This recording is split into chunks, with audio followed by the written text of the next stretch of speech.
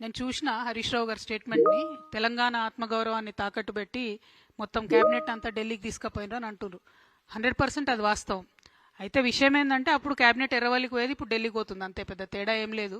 So cabinet ఆత్మగౌరవం అనేటటువంటిది ఎక్కడైనా కూడా సెక్రటేరియట్లో క్యాబినెట్ మీటింగ్లు జరిగితే దానికి మర్యాద ఉంటుంది.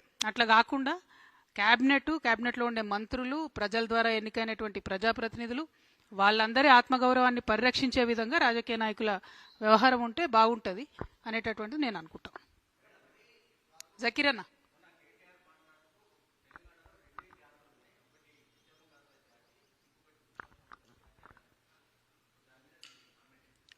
100%. మరి ఉద్యమ ద్రోహులు ఎవరన్నది ప్రజలు నిర్ణయిస్తారు ఫ్యూచర్లో.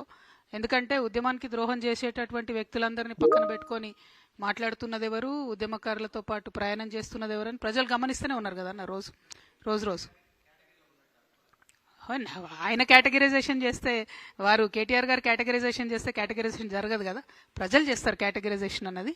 ప్రజలు గుర్తిస్తారు ఎవరు ఉద్యమకారులు, ఎవరు ఉద్యమ ద్రోహులు అన్నది.